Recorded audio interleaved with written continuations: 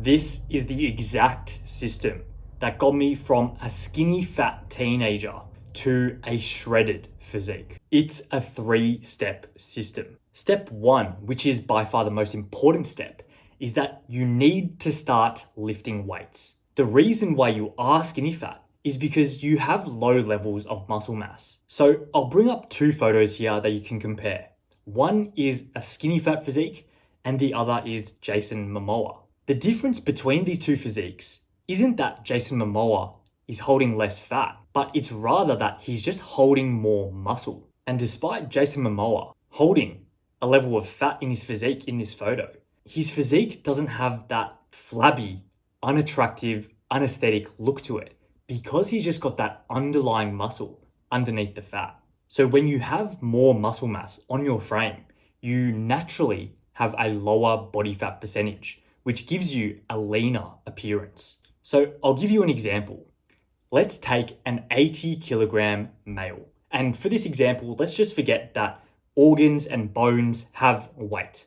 And this person's weight is purely comprised of just muscle and fat. So let's say he's at a body fat percentage of 25%. That would mean he has 20 kilos of fat and 60 kilograms of muscle. Now let's say he added 5 kilograms of muscle on his frame, but his fat level stayed the same. So that would mean he now weighs 85 kilos with 65 kilos of muscle and 20 kilograms of fat. But his body fat percentage has actually decreased to 23.5% now, and he will have a leaner appearance despite still holding the same level of fat. So it just goes to show that having and building more muscle on your frame is probably the most important thing when it comes to fixing the skinny fat physique. So action step for you now, if you've never been to the gym before, get a gym membership now, or at least get a tour of a gym. Start training, build some muscle, and if you've never started in the gym or you're a bit unsure how to go about training and lifting weights, I've linked as the first link in the description a free training program for beginner and intermediate lifters. Step 2, which should be done concurrently with step 1, is that you should start cutting, also known as being in a caloric deficit. So this might be a bit controversial, but I think that when you're starting out, you should be cutting and trying to lose fat. And I'll explain why. But first, give me a second to just explain what a caloric deficit is. So every day, your body burns a certain number of calories just by existing and carrying out your bodily day-to-day functions. For a male, on average, it's about 2,000 to 2,500 calories every day that you burn just by existing. If you consume less calories than you're burning every day, it means you're in a caloric deficit. And in order to make up for that deficit in energy, your body burns fat to produce the energy that it needs to go about its day-to-day functions. Now, why a lot of people think that caloric deficit is not necessarily the right method to choose if you're skinny fat and starting out is because of this belief that if you cut, you're just going to lose the existing muscle mass that you already have, and you're just going to shrivel up and become even more skinny fat, which is just completely wrong if you are starting to train. The reason why I encourage cutting as opposed to bulking if you are skinny fat is because as a beginner in the gym, you can lose fat and build muscle at the same time, even if you are in a caloric deficit. So if you start out by cutting, you can lose body fat and build muscle. Another reason why I recommend cutting is because as a skinny fat person, I know how it feels to just be so insecure with your physique and having a chubby stomach that you just hate having to ever take your shirt off in public. So if you start out by cutting, you're going to reduce how fat you are overall, which can lead to a very positive mental benefit. You're not going to be as insecure if you've lost a bit of fat. You're going to be more comfortable in those scenarios where you ever have to take your shirt off. And I think that's really good for your mental health. And the last reason why I recommend cutting first is because it gives you positive feedback to the habits you've begun to implement to fix your physique. What I mean by that is When you start out by cutting, you're going to notice changes to your physique quite quickly. You're going to be losing fat quite fast, and you'll notice yourself becoming leaner and having a more muscular appearance if you cut. And because you're getting positive feedback from the things that you're doing, like training and being in the gym, you're going to be more likely to stick to that in the long term because you've seen some actual results from what you're doing. That's in contrast to bulking first, where you really do run the risk of just getting fat to start out with. And while you might be doing all the hard work, like being in the gym and training really hard, despite that effort you've put in, you're actually getting fatter and you're not seeing the results of the work you've been putting in. So you're less likely to stick to those habits because you haven't seen any results from it. So we want to choose an option that's going to be the most sustainable for us in the future, because fixing the skinny fat physique isn't just a 3-month to 6-month process. It can take years.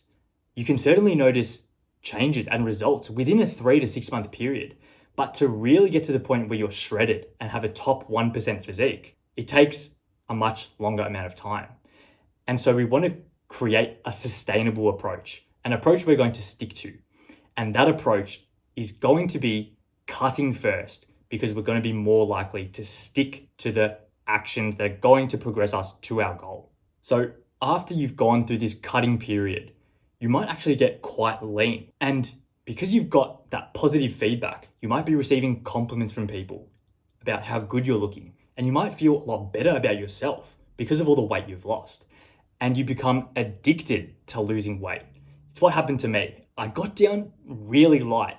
At my lightest, I was about 61 kilograms.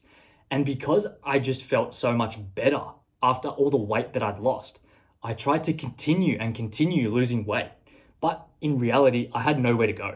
I'd already lost so much fat. And because by the time I got to that stage where I was really light, my maintenance calories had dropped quite low, meaning that in order to lose even more weight, I was literally trying to starve myself, because my maintenance calories had probably dropped to about 1,500 to 1,700 calories. So by the time I got there, my fat loss had plateaued. I wasn't losing any more weight. And at the same time, my progress in the gym in terms of building muscle and strength had completely come to a halt. The reason being because I was starving myself. My calorie intake was just not enough to fuel muscle growth. And that brings me to step 3, which is once you get to that point where you're plateauing in fat loss and muscle growth, that's when you need to lean bulk. So when you notice that lack of energy in the gym, when you just generally feel a bit lazy,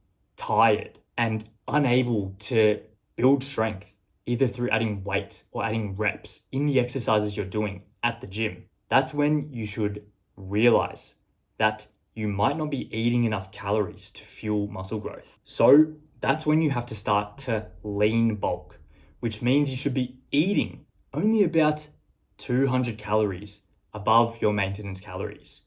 So by doing that, you're not really adding too much fat, but you're eating a sufficient amount of calories to facilitate better performance at the gym and increased strength and muscle growth over time.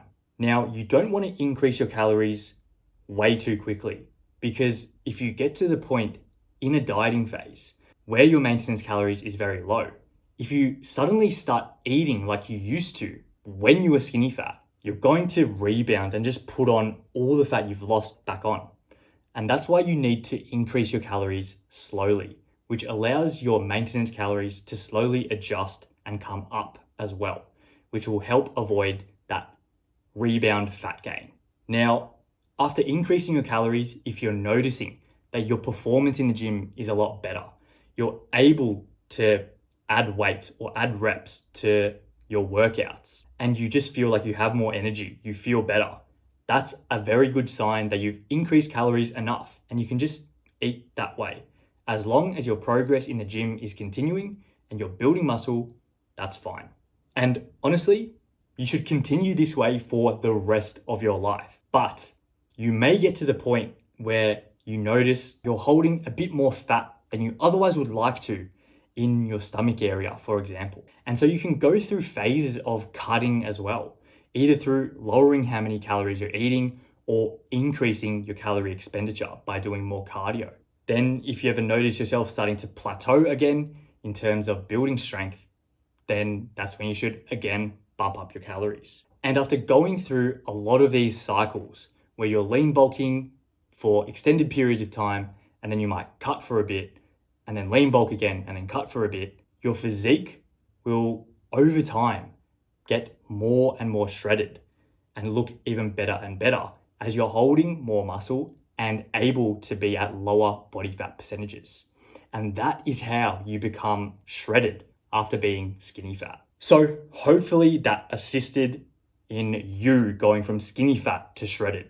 If it helped, please subscribe. We're getting to 5K subs soon, and I'll see you in the next one.